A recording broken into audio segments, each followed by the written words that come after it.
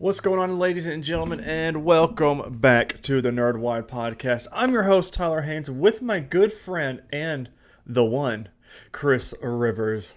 How are you, sir? Doing good. How are you doing? Don't know, right? I've been having a headache all day long, and Yeah. it's not a hangover. I don't know what it's from. I'm sure it's just the abnormal amount of pollen and allergies we have here in Tennessee. Yeah. But it's been an all day thing, and I have no earthly idea why. I haven't been outside yesterday, which I was hungover a little bit yesterday morning, but that's because I went to a drinking event Friday evening. That I didn't get home till midnight, but it was fine.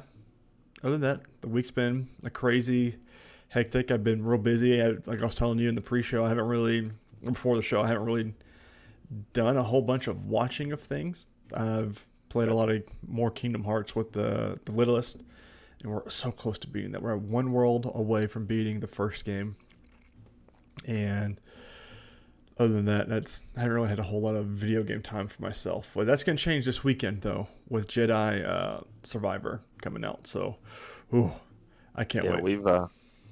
We've started overtime at work. Oh. So Did they say what for? Or now it's just we've got a lot of stuff, so we need to work no, overtime, and uh, that's kind of cutting into some of my normal time. I don't But like it. They're going yeah, to have to quit that stuff. So yeah. it's Tell the me about it. opposite of my work. They said you all need to stop being in overtime. So whatever you got to do, and I'm like, okay. So Well, I'll do my best. We'll see. that's simple. Right, just depends on how many people you admit into the hospital. Quick housekeeping before we get into it, because we have a really exciting Titans episode. I can't wait to pick Chris's brain about. Uh-oh. Don't forget to subscribe to either our YouTube or podcasting service of your choice. If you enjoy the show, make sure you leave us a thumbs up on YouTube or give us a good rating on whatever podcasting app you use. If you don't enjoy what you see or hear, make sure you leave us a comment down below and know how we can fix it, or your suggestions, things like that.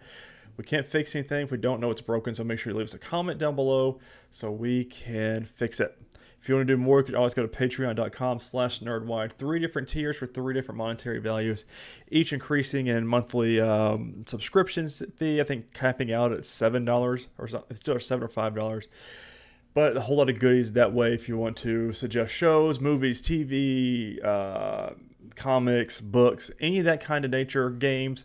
That is how you do it, and that is where the suggestions for that can go. And we give you a shout out, and you get early access to all of our episodes if you want to go that route. But Chris, have you been watching any fun TV this week? I'm 2 episodes away from finishing season 1 of Quantum Leap. Mm. Um, or as Tyler calls it, the show with the sexy scientists. Yes, the sexy scientist that makes no sense show. Uh, I I just remembered. I know I said something in the pre-show. I'm watching a lot of TV, but I finished Jack Ryan season 3, which I was only down 2 episodes, so it wasn't a whole lot. Been trying to catch up on Flash, but we discovered before we started recording, I'm not caught up on it. I am 3 episodes away. They skipped last week as well as Superman and Lois and Gotham. So unfortunately, ladies and gentlemen, you're not going to get those recaps this week because they skipped a week, which 1 week we can do. Multiple, I don't like. They need to fix those things. But we will see how it comes out from that. And we still don't understand why the CW just said no on their shows this week. I couldn't figure anything out. The only thing I can think of is they had a certain date in mind for the finales, and they've got to take a week or 2 off here or there to That makes make sense. that work. I could see that. Trying to think anything crazy else I've been watching. Nope. I don't. Not a big TV week this week. I'm trying to think. Is there? It's just blocking my mind. No, I have not. So we will see. But Chris, I'm ready to talk about it if you are. Titans. Spoiler filled. Season 4, episode 8, titled Dude, Where's My Gar? And of Can course, I just say real quick, yes. wasn't a fan of the way it started off. No. Loved how it finished. It was one of those that started off on a low, and then as each minute went by, it kept getting better and better and better, and made a lot more sense of why they went that route, I feel like. Yeah. Which is I'm okay with. I'm okay with starting off slow and then ending strong, as far as the adverse of starting strong and then just ending terribly. But Yeah. which this one was fully focused on Gar. A lot of fun things in here. Directed by Eric Dean Seaton. Again, listen, I'm going to go ahead and say this. If you have not seen this episode of Titans, pause us now, watch it, and then come back, because there's a lot of fun things at the end that I know you and I have talked about personally for a while. So now's the time to pause it. Okay, and you're back. All right. Directed by Eric Dean Seaton, directed a lot of Disney Channel shows, like a lot, from 2003, and he's still doing it, directing a lot of episodes.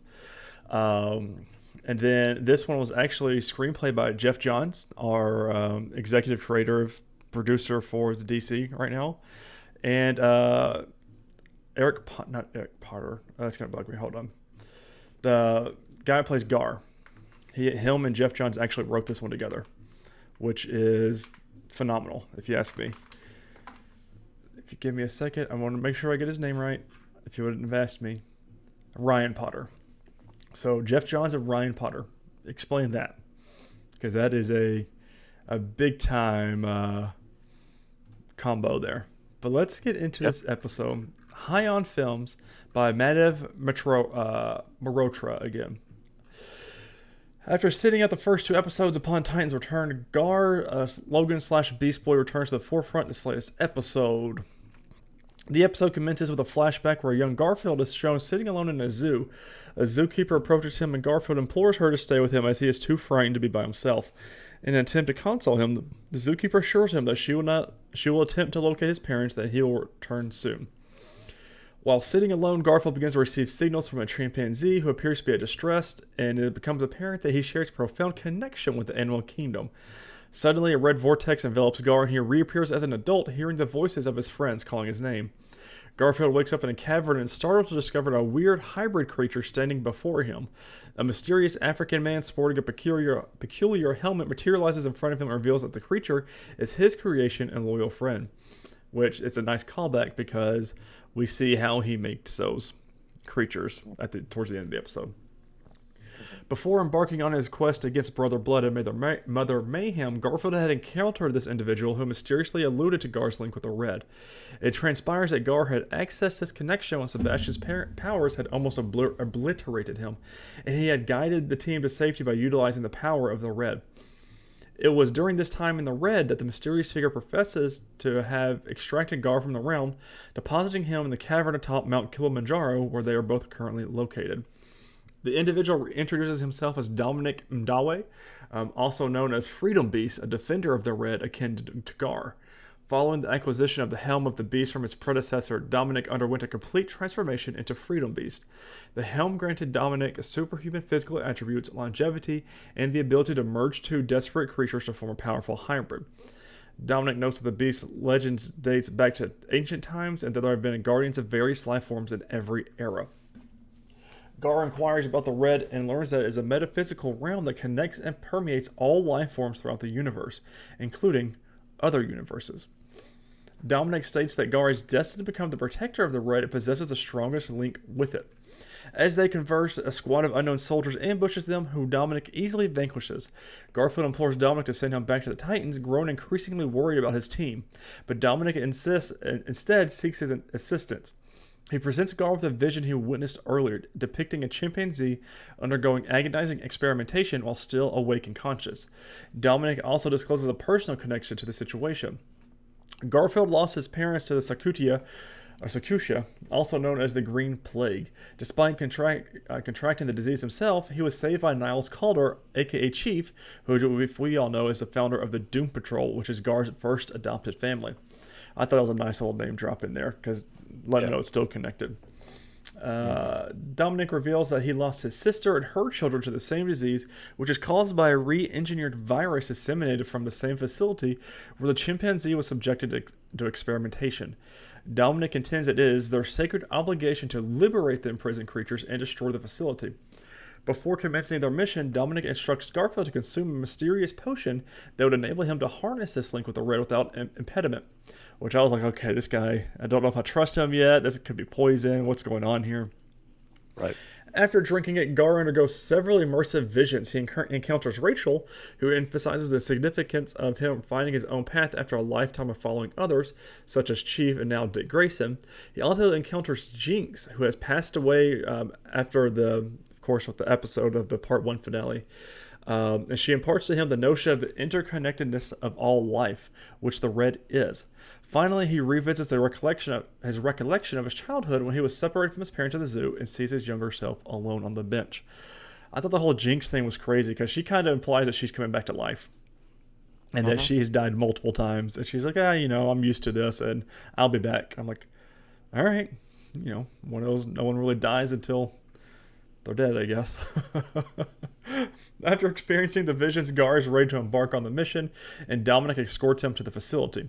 Despite wreaking havoc on the security, they discover that they have arrived too late, as all the creatures except one have already died. The lone survivor is Dominic's chimpanzee friend, who has intentionally contracted anthrax as a test subject and is currently dying. Due to the highly contagious nature of anthrax, they cannot risk taking her outside, which would endanger other animals. Therefore, they are left with no choice but to leave her to her inevitable demise. However, Dominic has his revenge on the chief scientist responsible for the heinous experiment by merging him with the chimpanzee, transforming him into a human-ape hybrid, and causing their deaths. Now, this is where things get real crazy and are a lot of fun, so buckle in, everybody. Yeah. Dominic notes that the scientist was merely following orders, and together they search the facility for clues about the mastermind behind the experiment. To their surprise, they discovered that it was none other than Niles Calder, aka Chief, who had also deliberately unleashed Secutia. Suddenly, the red transport them to the exact location, but at a different time period. Dominic reveals that all the events Gar had experienced up to this point were shown to him through the red. They had taken place in the past when Dominic had shut down the facility alone, and Gar comes to the shocking realization that the man who saved his life had been responsible for his parents' death. Like, if that is not the Niles Calder stuff, I don't know what is. Like, if that's not classic MO for him, it's, I mean, everyone should have saw this one coming at this point. I didn't, but it just, like, when they revealed it, I was like, yeah, okay, that tracks and makes sense here. Yeah, exactly. Gar tearfully asked Dominic why he didn't just tell him about Niles' role in the parents' death instead of making him relive the tragic discovery. Dominic explains that he needed Gar to realize for himself the unnecessary and destructive elements in his life, such as Niles and the Titans. Dominic urges Gar to take up his rightful place as the protector of the Red, allowing Dominic to retire. However, Gar argues that his friends need him and that he cannot abandon them. He believes that his responsibility as a champion of the Red is to protect all living things, including those he loves, and he will not abandon them. Gar uses the Red to travel back to his childhood memory at the zoo and comforts his younger self by telling him that he will never be alone in his life. As Gar embraces his younger self, time freezes and he is transported directly into the Red. Here, he witnesses the vast interconnectedness of all of life, that's a big word, firsthand. The sequence that follows reveals the existence of different universes that can be accessed through the Red. Yeah, this is where it gets really good. Gar harnesses the cosmic power of the Red, enabling him to access various multiverses.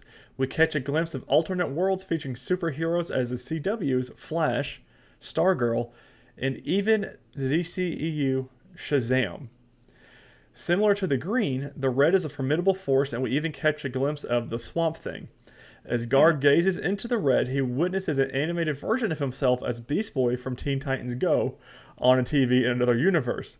He also hears voices from other universes, including Harley Quinn animated series, the Joker, Dr. Fate, and Jonathan Kent. Eventually, Dominic reappears before him, silently acknowledging that Gar is now ready to assume his responsibilities. Gar then begins to fall rapidly, and he finds himself in the Doom Manor, where he crashes and is discovered unconscious by Victor Stone, a cyborg. Although not confirmed, this is the wrong universe for our Gar. Yeah. Well, yeah, because Cyborg... Yeah, it is actually a cyborg. And the room's got like a bunch of... I don't know, it's like a jungle theme kind of going on. Yeah. But that last little sequence, I was not expecting whatsoever. And I saw the Flash happen, and I was like, oh my god, okay, awesome. So this is where we're going to get our little crossover thing. And then he gets transported into Stargirl, and that's when I texted you, holy shit, Chris. Just all caps, that's all I said. And then... Did I say Titans on that one too? I might have, but It was interesting because he's in the red and he says, "My favorite color is green," yeah. and everything starts to turn green. And then you get the uh, the lightning, I guess, right? Mm-hmm. The electricity of the Well, flash. see, I saw that. I was like, nah, there's no Around. way that they're doing the Flash on that because that looks like again. I watched a lot of episodes of Flash this week, and I saw that and I said, "Oh, okay, it is." I was expecting a little bit more, maybe an interaction between Yeah. the two on this one, but we didn't get that. But the one we did get was Stargirl, and we had talked about it had to be last year. I think maybe it was September, October, November, right during that range. They came out and said that there was going to be a crossover with Doom Patrol, Stargirl, and Titans. And we've been waiting for that. We didn't get that in part one of Doom Patrol or Titans. And honestly, I kind of forgotten about it until this happened. I was like, oh, okay. But it's less of a crossover than I kind of wanted Right. so far. Well, So far. yes, so far. But seeing Courtney as Stargirl again was really cool, and it was very funny the reaction between them two. This episode was really, really well done though, because like he to access the red, he just essentially yells, and well, I guess with the intent of something. So when he turned in, he said, "Take me back" or something like that. And Courtney said, "Who are you talking to?" And then he screams it, and then like the visual effects get really cool, and he transports him back in. And then we see like because I watched everything with closed captions on, and so I could see the voices before I could see the images that happened because some of the like Yeah. they're kind of like being behind mysterious with it. But then it had Shazam. It had Shazam saying Shazam. I said no. I said no way. And sure enough, there was Shazam from the first movie just flying through. And I said, "Oh, that is awesome!" And then we see Swamp Thing. I mean, they had. I feel like they had everything from all their projects into this. Harley Yeah. Quinn, Doctor Fate. You could hear, couldn't see. Who was the one guy that was talking to him directly? I didn't recognize who that was. That's yeah, I blanked on that too. So I don't know if that was tied to one of their other shows. Well, that is what we're going to find out because I couldn't tell. It looked like a little bit older, so I don't Mhm. really know. Like older but remastered. Easter eggs, because that's where the best thing is. Yeah. All right, 13 DC movie and TV cameos. I'm going to Screen Rant, so this could be The Flash of Earth Prime, Stargirl, Swamp Thing, DCEU Shazam, Grant Morrison is who that was. The next portal opens up the library. The figure's sketchpad turns around. They're basically surprised, telling Beast Boy, "I can see you." The figure then smiles and asks Beast Boy, "Can you see me?" While this sharp-dressed character might appear to be a variant Lex Luthor, is writer Grant Morrison. Morrison has a prolific career in comics with a lengthy run of JLA, Batman, and X-Men, winning multiple awards.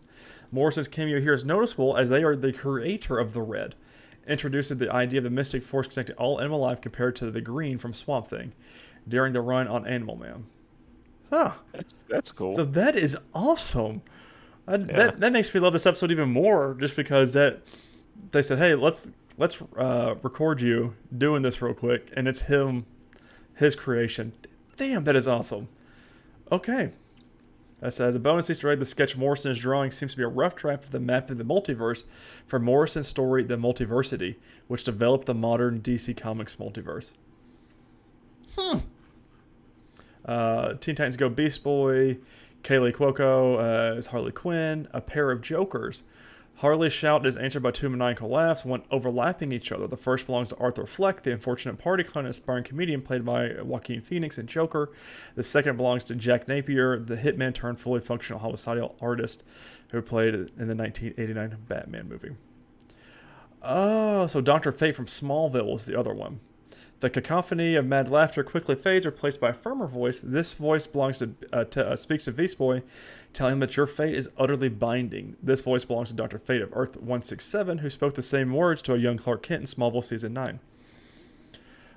Jonathan Kent from Superman the movie. Another voice speaks to the confused Beast Boy. The voice reassures him, "The one thing I do know, son, and that is you are here for a reason." Superman fans will recognize the voice actor of Jonathan Kent of Earth 96, who gave him the same advice to young Clark Kent just before his death in Superman the movie. Another laugh breaks through the rush of the sound. An unseen figure introduces himself to the people of Gotham City as the Joker. The voice will be instantly recognizable to fans of the 1966 Batman television series, aka Earth 66, is actor Cesar Romero. And then Cyborg from Doom Patrol. That's awesome. Yeah. Like, wow. I mean, that was just a phenomenal episode.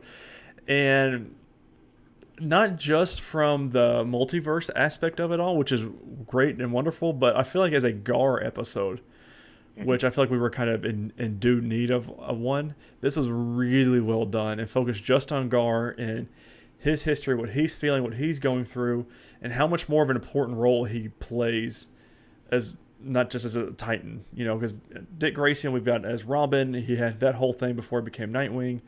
Gar we saw as in Doom Patrol, like the first like crossover episode they had to introduce Doom Patrol, but that was it. And he's just been kind of not really a side character, but he's always been playing off of somebody, playing off of Connor, playing off of Rachel, and I feel like this was a very good episode for him.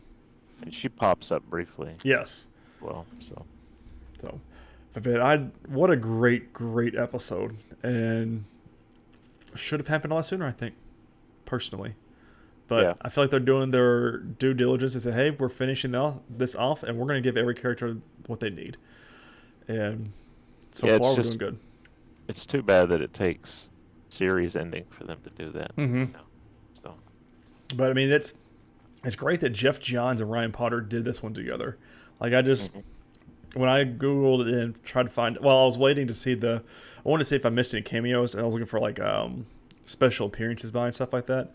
And then when it said teleplay by Jeff Johns and Ryan Potter, I said, holy shit, okay, good for them. So, but that is our only episode this week. That was episode 8. Do we have 2 more episodes? That's it?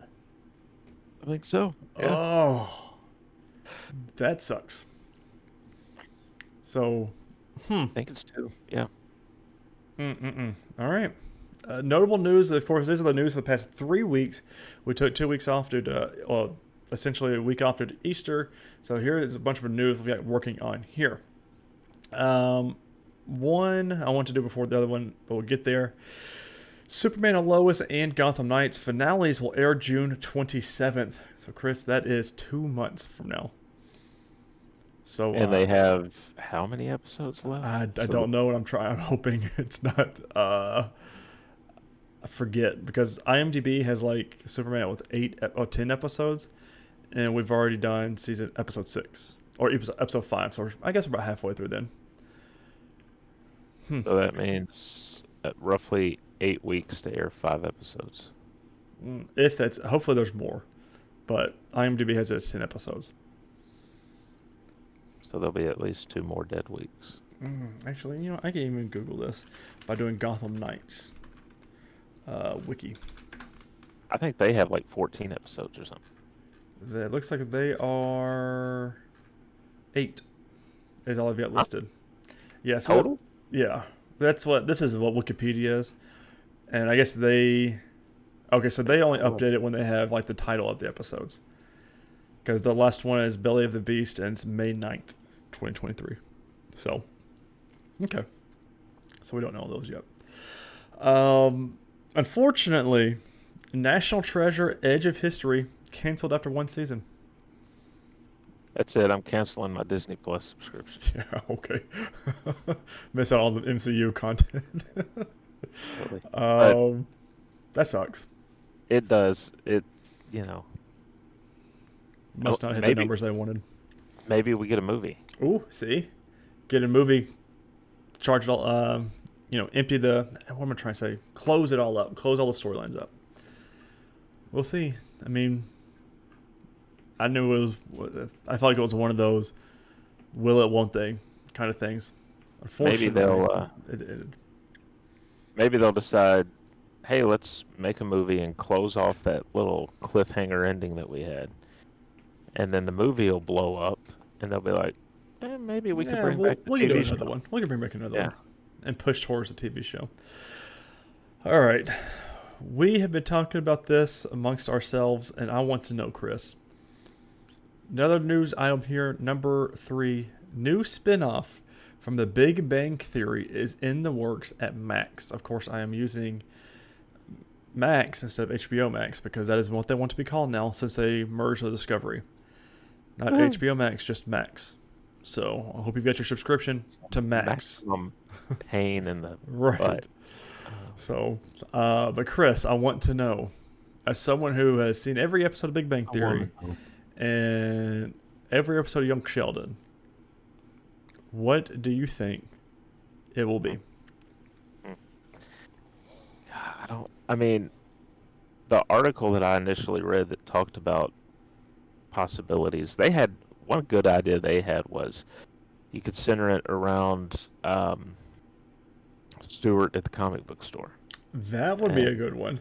And that would allow the old gang to drop in here and there, but you could have a whole new cast of characters. I kind of would like to see if they don't use the same characters and actors. Let's see their kids a few years down the road. I think it'd be funny if, for all of his talk about how his kid would be brilliant if Sheldon and Amy's kid turned out more like Penny. You know, stuff like that. And it still sets you up to have the same group back. They could give Raj his own show. Yeah. Based on how his storyline wrapped. I don't think you're going to get Leonard and Penny to come back and do their own show. I don't think Jim Parsons as Sheldon comes back to do his own show. I think it'll be harder for them, especially was it Kaylee Cuoco? I think it'd be harder for her because she's still doing things more than I recognize everybody else. Now mine, I would love to see a Howard and Bernadette sitcom, their household. You know, maybe they move somewhere. Because again, I'm not done with the show yet, so I don't really know where they end up. But from where I'm at right now, she's pregnant with another baby.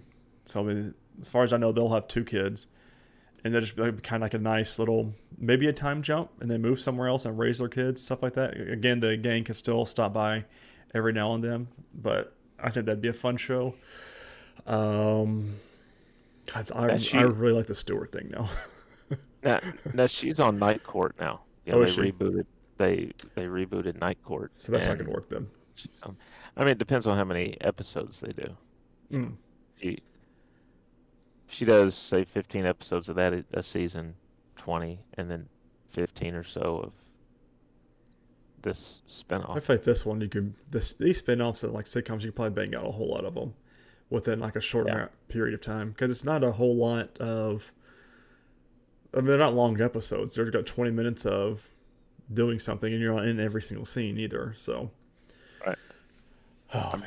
I'm curious though, and they could do prequels to some of these. I hope not, because I just don't Young Sheldon. I don't know if I'm going to watch. It depends on how hard you push me on it, as far as if it's good or not. But a young Leonard, I don't think I'd be that interested because his mom was an ass. Yeah. And so I don't know if that could be appealing at all. Penny's childhood could probably be. Penny's childhood could be a good one. I'd do her high school or something like that, leading up to the apartment. That could work.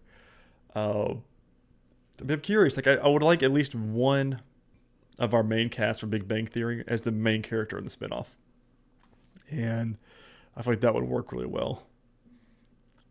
Or whoever the geologist guy is, I forget his name. Oh yeah, he'd be fun. Oh, what was his character's name? And I just finished the episode. The last episode I finished with him. He's not letting Sheldon work on the project with him. Let's see, that's gonna bug me. Yeah. Leonard Howard, Bernadette. I can see the. Let me go to the last episode. It is the geology mythology. Bert. Yep.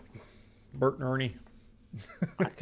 I could remember Kripke. I could remember all these other characters. All the other but ones. I wasn't remembering Bert. Yeah. So I don't know. It's fun. Let us know down in the comments who you think or what you think the sequel, the spinoff, is going to be, or if you even think we need another spinoff. Obviously, I'm Max thinks we do, and I'm okay with that because it'll be I'm exclusively on Max. It won't be on CBS this time. I think my two, if I could pick two that I'd like to see, one would be the comic book store idea, Mm-hmm. and then the other would be maybe a flash forward where we get all their kids, Yeah, and maybe they've all kept in touch, so their kids grew up around one another, so now do it they're like that '90s show style, yeah, and yeah. played off that way. That would work actually. I'd be okay with that. All right, a little bit more somber news, and this is going to be a longer news story. This is going to be like our big topic of the show for this one. I didn't even know this was happening until Chris mentioned it, and then I saw some of the other writers I follow on Twitter talking about it, and authors and things like that. Writer strike is possibly imminent, and this is everything we know. And I'm going to USA Today, which is not a website we usually do anything with on this show. But this is by Kelly Lawler. And so bear with me. This is everything we know, what it means, what's going on. And this is going to be a longer discussion. So bear with us. Here we go. For 100 days in 2007 and 2008, the Writers Guild of America, the union representing most of Hollywood scribes behind your favorite TV shows and films, went on strike, which brought the whole entertainment industry to a halt. Late night comedians had no jokes for their monologues, movie stars had no lines to read on set, reality and foreign TV shows, not represented by the union, ruled the airwaves, and it all could happen again on May 1st. That's because the WGA's contract with the major Hollywood studios is expiring, and negotiations between the Guild and Alliance of Motion Picture and Television Producers, which bargains on behalf of the 9 largest studios, don't seem as if they're headed towards an agreement. The WGA just voted to authorize a strike if a contract is not reached by the deadline. That means that writers of everything from network series like CBS's NCIS to Marvel movies to streaming series including Netflix's Stranger Things could leave their desk and hit the picket lines for the first time in 15 years. Hollywood has changed significantly since 2008, led by the rise of streaming services. This is up into the traditional pay structure in the industry, and as the WGA argues, has led more writers to work harder and longer for less pay. Streaming series can take longer to make, but result in fewer episodes, and therefore often less pay for writers. At the same time, entertainment conglomerates are seeing financial losses and cutting jobs and shelving TV shows, movies left and right. Will a writer strike happen? Talks between the WGA and the AMPTP began March 20th and thus far have not resulted in a contract. Again, this article was wrote on April 13th. So this is, no, it's updated April 20th. So this is only 3 days old. On April 17th, the WGA announced that 97.85% of its members voted to authorize a strike if no deal is reached by May 1st. Quote, writers are ready for a deal from the studios that allows writers to share in the success of the content they create and build a stable life, the tweet has read. However, that is no guarantee that the Guild will strike. Writers voted to authorize a strike in 2017 during contract negotiations, but agreement was ultimately reached before that happened. What TV shows and movies will be affected by this one? If a strike happens, viewers will first notice the effects on late night talk shows. Stephen Colbert, Jimmy Fallon, Jimmy Kimmel, and others depend on writers and producers shows the day they air. So a strike would immediately force a shutdown. NBC's Saturday Night Live, which is 3 episodes scheduled for May, could also shut down for the remainder of the season. Reruns would fill those slots. Daytime soap operas also would run out of new episodes within a few weeks. Most broadcast shows, such as NBC's Law & Order and ABC's Abbott Elementary, will finish their seasons. Their finale episodes have already been written and filmed, but a prolonged strike could affect how long they return in the fall. A handful, including NBC's Quantum Leap, are already producing episodes for next season in preparation for possible strike. That's... I don't know how I like that. We're already expecting a strike, so let's work harder and produce more episodes, so if it does happen, we're fine. That doesn't really set a good taste in my mouth on that one. Yeah. Streaming shows operate with far longer lead times, meaning the delays caused by any work stoppage won't be felt for months, if not years. But it's uncertain whether actors would agree to film projects from already completed scripts during a strike. Movies have even a longer lag time, so titles set to release in 2024 and 2025 are most likely to be affected by a strike, which will force delays.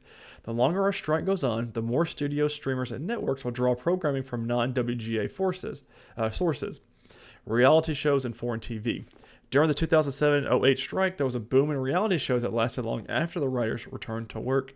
I am guilty of watching those now, so maybe this won't be such a bad thing for some of these reality fans, especially if these writers get their money's due, and they should. Let's be honest, they should get their money. So what does the WGA want? Writers are primarily looking for more compensation, with many pointing to the rise of streaming as having a negative effect on their earnings. In TV, writers are often paid per episode, and where a broadcast series once produced 22 or more installments each season, streaming series are more typically 8 to 13 episodes. Residuals or royalties, which earn writers, actors, and producers money in for TV shows debut when it airs or streams elsewhere, are lower for streaming shows than for broadcast shows that air reruns on cable or syndication. These lower minimums were established when streaming was in its infancy. In their pattern of demands, the Guild also asked studios to standardize compensation for screenwriting, regardless of whether a film was released theatrically or on streaming. That's good. And increase studio contributions to the pension plan and health fund. They tweeted, it says, over the past decade, the companies embraced business practices that slashed our compensation and undermined our working conditions.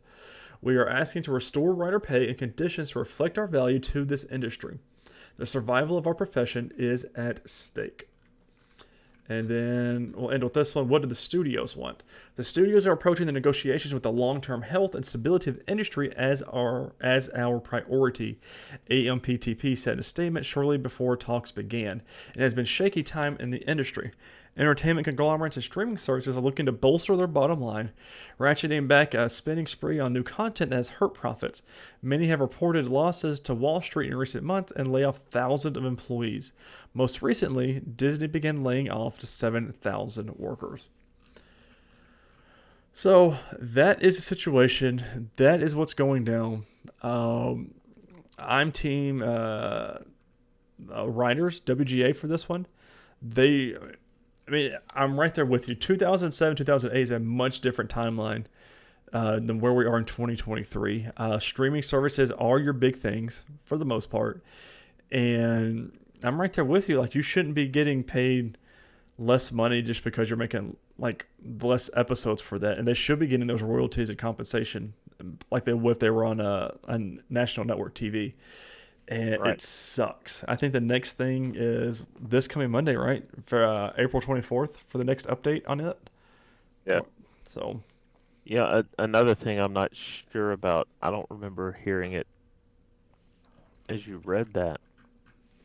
Maybe I missed it. A lot of these streaming shows, they don't get put out on physical media. Mm-mm. And I don't know if the writers typically get a piece of that. They would have to, right? Because they'll still get like compensation, I think, and royalties from it. I would think so. But see, that's another thing. Not only are you doing fewer episodes, which affects how much you make, but then if they're not putting that out on physical media, then you're losing out there too. That's my biggest thing. 'Cause there's a lot of shows, MCU for instance, that every MCU movie I own, and same thing with the show. I would like to own that, but they don't have those. Right. Last Kingdom. There's a whole lot of shows that I watch that you can't get physical. Like, they're all DVD. And I'm like, no. We live in a Blu-ray world now. Let's not. That's a whole other discussion. But I'm right there with you. That's a difficult one in and of itself, because the way the studios look at it and the networks, if the DVDs aren't going to sell, we're not going to put it out on Blu-ray. Right. So I understand, though, because it's like, well, it was filmed in high def. Yeah. I want it in high def. Well, we're moved past the DVD era at this point. But they still sell more than any other format. It blows my mind, and I don't know how, because everything I own, I don't think I can tell you the last time I bought a DVD. I think it's been decades or longer, because I can't tell you the last time I bought a DVD. Yeah. But we'll see how it affects things if it does happen, because I know even in cases where somebody could write their own material, like with some of the late night hosts, because they write, they're not gonna they're not gonna do that, Mm-mm. right? They're gonna shut down, even if they could write their own stuff. Um, so it's gonna affect it. Last time, Last just to time give we lost a lot of good shows to that one. yeah, yeah. I mean, we almost. I think that was one of the years we almost lost Chuck, Mm-hmm. if I remember Yep. correct. He, but the show survived it, if I remember Yes, correctly, they and came came back back for one two, or three one seasons. or two more. Yeah, Yeah, something like that. and then Heroes we did lose because of it, Yeah, which it sucks because that was I feel like that was a show before its time. If that show came out now, that'd be a banger. Could you imagine that on like HBO or excuse me Max or like Hulu or something? yeah. That show would kill now. Well, especially if NBC had let Tim Kring do what he wanted to do, Yes, but they didn't. And got what 2, 3 seasons out of that, and we're done. yeah, so I don't know. It's gonna suck if it happens. The good news is, based on the timing, if it happens May 1, they'll have maybe 30, 60 days Mm. for it not to affect the next TV season. I think I would feel like if you're going to strike like that, I would push it until then. But no, no, no. You're messing with our wallet, so we're going to mess with your wallet, and which is essentially what it comes down to. But everyone just wants to make a decent living, and we're in 2023, and everybody should be making a good living. Yeah. But it's for people smarter than me, I guess. Releases this week. Wednesday, April 26th, Star Wars Young Jedi Adventures shorts, Disney Plus. Thursday, April 27th. I might see if Stella watches those. Thursday, April 27th, Sweet Tooth Season 2 launches on Netflix, which I could get into the first season, so I'm going to be skipping that one. Oh, And that's all I've got. so it's time for movies. It is. Oh, that's it. Nothing to talk Um, about.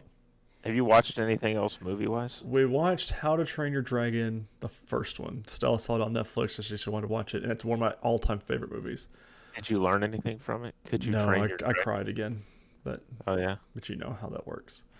So it's just a Yeah. great movie, and still have not seen the third one.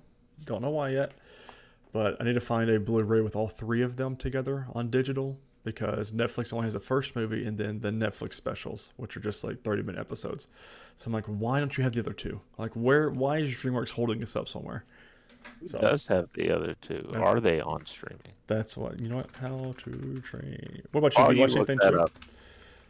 up, I watched The Maltese Falcon, 1941, Humphrey Bogart, Mary Astor, Peter Lorre, Sidney Greenstreet, on and on. Um, Ward Bond is in that as well. Hmm.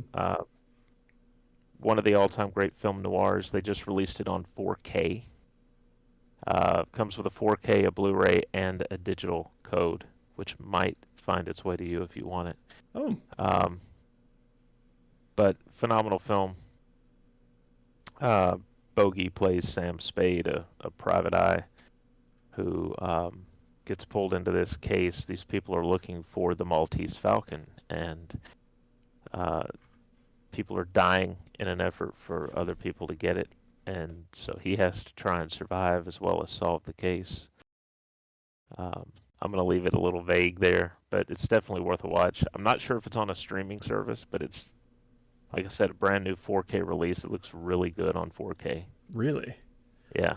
Hmm. So, How to yeah, Train Your Dragon 2 is on Hulu. The third one is not streaming anywhere. You still have to rent it. But that's crazy. Well, I guess it's a 4-year-old movie, but you'd still think it'd be available to watch somewhere. you would think somebody would put them all on one platform. And Yeah. But why would they be on all three? Anyways, because there's all so many different. Like, it looks like Hulu's got their own series on there, too. It's set place 1,500 years after the third movie. So, and then Netflix has their own series and specials. That's weird. yeah, What do I know, though? I don't get it. Yeah. All Everyone wants right. their money. Our movie review for the week This was a goodie. Yes. Uh, Tetris, and this came out actually just last month. Mm-hmm. Um, Looks like it debuted at South by Southwest on March 15th, and then March 31st, just a couple 3 weeks ago, it came out on Apple TV Plus, which is how we saw it. Yeah, it is. Stars Mr. Egerton, who's still making a lot of quality films. Anthony Boyle, Toby Jones is in this. Um, Sofia Lebedeva and Nikita Efremov are also in this. Um, Here's the plot. In 1988, Hank Rogers of Bulletproof Software markets his newest video game at the Consumer Electronics Show in Las Vegas. While there, he instead becomes enamored with the game Tetris, created by Soviet programmer Alexei Pajitnov, who works for government-owned Elorg in the Soviet Union. Rogers explains to a bank manager that Robert Stein of Andromeda Software had obtained the worldwide licensing rights to Tetris from Elorg and signed a contract with media tycoon Robert Maxwell and his son, CEO of Mirrorsoft, Kevin Maxwell, allowing them to distribute Tetris in exchange for game royalties. Meanwhile, the Mirrorsoft representatives at CES had sold Rogers the Tetris rights in Japan for PC, console, and arcade. Rogers obtains an audience with Nintendo CEO Hiroshi Yamauchi. I don't know why I said Yamuchi or Yamauchi, and proposes a partnership to produce Tetris for Nintendo cartridges and arcade machines. Shortly after beginning production, Rogers receives a call from Kevin explaining the arcade rights had already been promised to Sega. Rogers returns to Yamauchi, asking for his residuals in advance. Instead, he's sent to Nintendo of America headquarters in Seattle and shown Nintendo's upcoming handheld device, the Game Boy, which is planned to be released with Super Mario Land. Rogers convinces President Minoru Arakawa and Senior VP Howard Lincoln to package it with Tetris instead and promises to obtain the handheld licensing rights. He travels to meet with the Maxwells in London, who tell him that Stein retains all worldwide licensing rights. Rogers offers Stein $25,000 for the worldwide handheld rights, which he seemingly accepts. Later, however, Arakawa and Lincoln call Rogers explaining Stein has now promised the handheld rights to Atari for $100,000. Kevin learns about this, and while Stein promises to obtain the rights, both Kevin and Rogers decide to travel to Moscow to personally obtain them instead. Rogers, Stein, and Kevin each separately meet Valentin Trifonov, a head of the Soviet Ministry of Foreign Affairs and member of the Central Committee of the Communist Party, setting off a bidding war to obtain the handheld rights for Tetris while under the watchful eye of the KGB. And if you're familiar with Tetris, you probably have some idea as to how that works out. So we're gonna I kind didn't. I didn't leave know it. a lot of this. The history of this movie. No, no. It's really interesting. There were points where something would happen, and I would be like, "Did that really happen?" And I Right. would look it up, and it's like, "Yeah, that really Sure happened." enough, it did. I was like, I really like the ending of this one. Of like with the graphics. Like Hmm. how well the graphics were great for anytime they showed a new city, it was in like the 8-bit Tetris-y Right. looking graphics, and then they did the same thing with the chase scene at the end. And I was Yeah, like, I like this was that. really cool and really really really well done. Um, as the cars, are going through the chase sequence, every time they would hit something, you get like a flash of 8-bit, Yeah, and then they would keep going. It was very very cool. Um, One little thing about some of the people involved here, Robert and Kevin Maxwell. So Kevin's sister and Robert's daughter is Ghislaine Maxwell, who was Jeffrey Epstein's mm. partner and all that. So that I family's knew still these people sounded familiar. Some of them did. So I was like, that hmm. yeah, that family's still into some shady stuff. So um But but it was fun. I liked this. Like it dealt with video games and it did like a documentary esque mhm, true story event, which I enjoy. And I'm sure some things are embellished for dramatic effect and things like that. But then they showed at the end of, hey, this is what happened after the ending of the movie. This is who owns the Tetris rights now and who owns the Tetris company and still is making a lot of money off of it.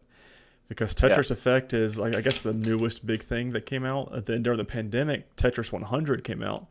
And that was where you played on the Switch against people. And, like, you would play people to knock them out. And it was like a Battle Royale style. And then two people Yeah. left at the end and then only one winner. And Tetris Effect, if it's on Game Pass, that's a very, very good game. Especially to put some headphones in and just play Tetris. One thing that I thought was really cool is you get to see how the original looked, and Right? Wasn't that it didn't cool? even have a graphics card, so he was Uh-uh. having to use like parentheses and I thought brackets that to was create the awesome. frames. And, like, they even when Hank went over to talk to Alexi about it, and they just two game developers making the game better. I thought that was really, really well done, and the way that they portrayed that, it was really cool. Yeah, Um, what score you got for this one, Chris? I gave it I think I gave this one a 4 out of 5. It's Came exactly in the same one I got. pretty high. Good performances. Yeah, now I will say this: they don't. It's not all in English because they Mm-mm. are in Moscow a lot. They do have a lot of Russian, There's some and Japanese yeah, but letterbox. a ton of Russian in this. So basically, a lot of subtitles. So if Yeah. you're someone that doesn't like reading subtitles, Well, you're I guess wrong. you're Okay, I'm a big subtitle watcher. I guess you're out of luck if that's the case. But it's a really good movie with really great performances. I thought it was written well. It Mm-hmm. flowed. So yeah. The only Uh, problem I had with it was the two Russian guys in the KGB looked similar a whole hmm lot, so it took me a minute to discern the two. But then the one girl who played the translator, that was a nice twist with her. Yeah. And then when she kissed him, I was like, oh, I know where we're going with this one. And Yeah. sure enough, they did, but they didn't wasn't like a big focal point. So I was like, okay, well, No. it was He predictable, but not that predictable. right. So Yeah. It was. They also did a. I don't. I'm assuming that they maybe. No, I don't think they could have filmed this in Russia. But it had to be mm, somewhere in Eastern Europe because it had that look. yeah, the Um, infrastructure and buildings and everything. but it was just one thing about it was getting to see in action how things were done at that time, where no one in the USSR had rights. Right. Everything that you did was for the good of the country, even if you didn't work for a, you know, outright work for a government uh, institution. So even though this guy created the game, the Russians wanted the cut of the money for the Mm-hmm. government, and it's like, wait a minute, he created it. Y'all didn't Right. have anything to do with it, but Communistic Party. yep, that's how it works over there, So or it did. looks Probably like, still does now again. yeah, it wouldn't surprise me. Uh, the Tetris crew traveled to Scotland. They also filmed in Edinburgh, Ayrshire, Glasgow, and Aberdeen. So, Oh, okay, so they were in the UK the whole yeah. time. So, there you go. Not in Russia.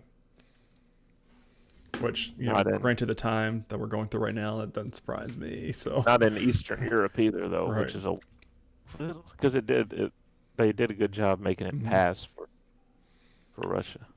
I, Um, I would be okay if this is on our Oscars list. yeah, Because, I, I mean, I I feel like it was great. We'll see, though. I tell you what though, the other thing that got me is when they told him they told Hank that it's illegal to have foreigners in your apartment. hmm Like, really? Like, It was a time, man. That was, and everything had to go through the government for the money and stuff like that. And I'm like, dude, this guy is making one of the best games known to man, and he doesn't even know about it. Not yeah, getting paid for it, not doing anything. He lived in the same apartment his parents and their parents' lived in, and I'm like, oh, that's something crazy to think about. yeah. So, Cool. Well, so 4 stars from each of us. Um, Next week we're gonna watch Amsterdam, which is on Max. So that one looks good. It's got a good Yeah, it's cast. got a lot of good people in it. Margot Robbie, Taylor Swift. I'm forgetting a lot of the other guys and people in it. A lot of people. So, Anna Taylor Joy. You, you good? Yeah, I'll stop on Okay. that one. Shazam! Fury of the Gods releases on Max May 23rd. Which is weird because that's the same day releases on physical. That's when my Yeah, steelbook comes in. So, not really yeah. weird, but abnormal. Extraction 2 will have a 14-minute one-take action sequence. We you know how much we talked about that first one, Yeah, and I'm wondering if it's the prison scene. it's 'Cause that that would would make be the most awesome. sense. Yeah. And finally, in movie news, this comes from IGN's Adam Bankhurst. Scarlett Johansson says she's done playing Black Widow. Gwyneth Paltrow may return to the MCU. Scarlett Johansson has said she's done playing Black Widow, but Gwyneth Paltrow isn't quite ready to state her chapter's closed as Pepper Potts in the MCU. As reported by Variety, Johansson was a guest on Paltrow's The Goop podcast, So and gross. the two talked about their time in the MCU and the potential future of their characters. While Pepper Potts is still out in the world after we saw her during the events of Avengers Endgame, Black Widow finally got her prequel movie after sacrificing herself to save everything in Endgame. Obviously, especially with all the multiverse shenanigans going on in the MCU, some version of Black Widow popping up in a future movie or TV show wouldn't be out of the question. Despite that, and perhaps because of some of the baggage with her lawsuit against Disney, she has no interest in being a part of this universe again. Um, as she said, I'm done. Chapter's over. I did all that I had to do. Also, coming back and playing a character again and again over a decade of time is such a unique experience. Johansson then asked Paltrow if she was done with the MCU, and she wasn't ready to 100% confirm it one way or another. I think so. I mean, I didn't die, so they can always ask me, Paltrow said. I think you may come back at some point, Johansson replied. Really? Paltrow said. A 64-year-old Pepper Potts? How great. 100% that's happening, Johansson concluded. I can see it. They're never going to let you go. Break out that wig, baby. Johansson and Paltrow also addressed the alleged feud the pair had on the set of Iron Man 2 and denied anything of the sort went on. Is that a rumor? Johansson asked. You were so nice to me on that movie. I was so petrified. You were so nice to me. You could have been awful. I was so out of my comfort zone on that movie. I'd never done anything like that before. Plus, you had established such deep friendships. Paltrow added the entire Iron Man cast was so psyched Johansson was there, and that she was so happy to have another woman around. Hmm. I So, did. I remember vaguely remember that happening, or that yeah. being a thing, but I forgot about the So, lawsuit though. Black Widow. Forgot I about mean, that, but it was a justified lawsuit, though. yes. So it was not. Releases this week. There is but one on Disney Plus, which I'm boycotting because they canceled National Treasure. At least for a couple April, months. yeah, April 28th. Peter Pan and Wednesday or Wendy It's the live Wednesday. action, live action Peter Pan and Wendy. That would be a great I crossover. would Peter watch Pan that. and Wednesday Adams. That'd be a really good one, actually. All right, Chris. Video games. Have you been playing anything fun this week, other than MLB The Show with the Pirates doing 7 straight wins this week? Yes, that is right. It's 2 straight sweeps in a row. So, in And you're case you're doing it wondering how without the Ogo Pirates do, Cruz. I know we are killing it. We're 15-7, 17-5, something like that. So, sent my No, I've buddy just a played. broom this week and on Amazon. So it's supposed to be up tomorrow. I just, I just, I've been playing the normal stuff with overtime and everything. You know, Mm. I've been. I know I said last week there's gonna be a lot I was gonna be playing. like Horizon DLC and stuff like that. I haven't even touched Horizon DLC, although everything I've seen is great and it's phenomenal. Lance Reddick's in it. His character is Silas. But I played Dead Island 2 today for the first time, so I'm maybe 2 or 3 hours into it. If you like the first game, you're gonna like the second game. There's nothing really more else to say about this one. Yes, it's 12 years after that game, but if you like that one, you like this one. It's good. It's just a zombie Slayer up kind of scenario. And then Kingdom Hearts, we are one world away from being done with the first one. So, and Stella is absolutely loving it. But we've rescued all the princesses. So. You're going to be sad when it's over. No, I've got 23 more games to go through. So, still wondering on what way we should go through it. Should we just go straight to 2? And then to 3, or should we go through the 4 or 5 games in between 2 and 3? I haven't really decided yet, so we'll see. I know 2, I remember most of it. 1, I don't remember at all. So this is all a bunch of new fun memories for me. But it also came out in 2002, and I was in 4th grade when I played it last. So we will see. Only other news story here: Suicide Squad Kill the Justice League has been delayed to February 2nd, 2024. Chris, this was supposed to come out at the end of May. So I'm going to Polygon.com by Nicole Carpenter for the news.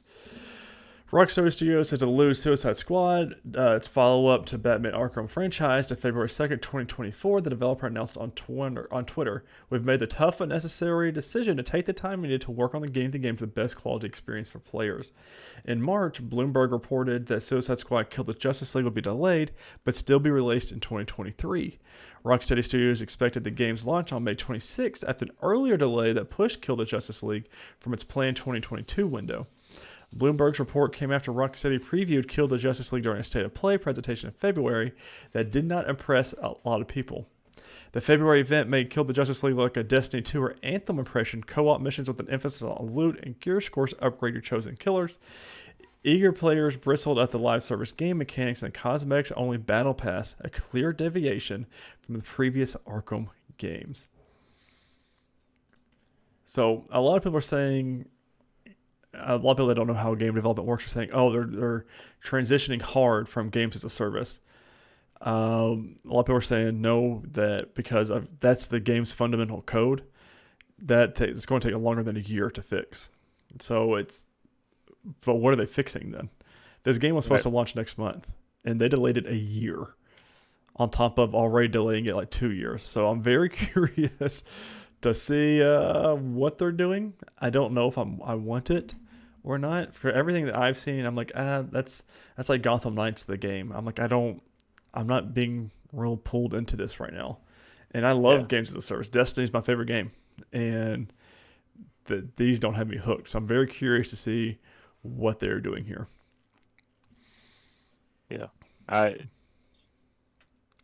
always get nervous when they delay games. We saw this with some other titles that were really hyped up in the past, and they're still not doing well. Looking at you, Cyberpunk. Halo. Halo. It's always, it does happen that they delay games and they get it right. Right. But they've had it's not all the same studio, but they've had some big swings and misses in the industry. And that's rough. It's unfortunately it's very rough. But something that's coming out this week that I can't wait, Chris. Notable new releases. Star Wars Jedi Survivor on your next-gen consoles and PC, April 28th. The first game, chef's kiss. Absolutely loved it. And from what I understand, the problems that I had, like fast travel, things like that, they're fixing, and they have fixed for this one. There's like a base builder kind of a mechanic in here, which I love doing that kind of stuff. Bringing people back to your base, building it up to make it the best thing in there, the industry, well, not the industry, but stuff like that. But I'm curious to see what secrets and Easter eggs we've got to discover. The first game was a lot of fun. Cal Kestis with Cameron Monaghan is really fun, and he's very devoted to this character, so I'm really excited. I've already got it pre-ordered, which I don't pre-order games anymore. So that's kind of weird because I do everything digital, so not really any need to pre-order. Especially with like, this is another gripe I have. When you pre-order anything through Amazon, it should come out. You should get it that day. Like that needs to be delivered that day, not a week after. I looked at Amazon. I was like, okay, I'm gonna do a physical copy of this one. And I looked, and I was like, nope. And then I also, said a week later, May 4th. I was like, okay, I see what you're trying to do here, but this comes out on the 28th. May the 4th be with you as well as going with there. But I looked at GameStop to get delivered. It would take 2 days to get here. And I don't really like the GameStop in my city. And I don't want to travel. So I'm just like, forget it. I'll do digital and go from there. And that's what I did. Evil Dead the Game of the Year edition for everything, April 26th. Monster Hunter Rise DLC Sunbreak, April 28th. But ladies and gentlemen, that has been your catch-up episode of the Nerdwide podcast. We've got 3 episodes to talk about next week. We're going right back into everything Superman and Lois, Gotham Knights, and Titans penultimate episode for the series. I'm still not okay with thinking about that. Is next week, so make sure you are subscribed to all of our podcasting services, YouTube, whatever you watch this on or listen to this on. Make sure you are doing that. Don't forget to share on all your favorite social media platforms, and forget to rate and review this podcast on whatever podcasting service you use. That helps us out a lot, gets us featured on certain pages, more discoverability that way. And of course, if you're sharing on social media, that's also very helpful because that shares with your friends, your family, your coworkers, all those kinds of people. That's what we're doing here. That's what we're up to. So if you know anybody that's into this nerdy nonsense that we do, make sure you're telling them about us. Social media, you can follow the Nerdwide account on Twitter at nerd_wide. You can follow me personally on there at Ty_Haynes, and a lot of Memphis Grizzlies talk on there. So that's playoff season, so that's what's going on so far. And you can follow Chris at MavTN7 on Twitter. On Facebook, if you go to search Nerdwide, nerdwide.com, Nerdwide Podcast, always the first thing that pops up there. Make sure you're liking us on there, on social media, on Twitter and Facebook. That's where we get our first inkling if anything happens. There's a delay in the episodes, things like that. We'll post those there. But ladies and gentlemen, thank you so much for listening and or watching this week's episode of the Nerdwide Podcast. But next week's going to be fun. And if anything, if that Titans episode showed anything, it's going to be even bigger next week. We'll see you then. Thank you so much for watching and listening. Later, guys.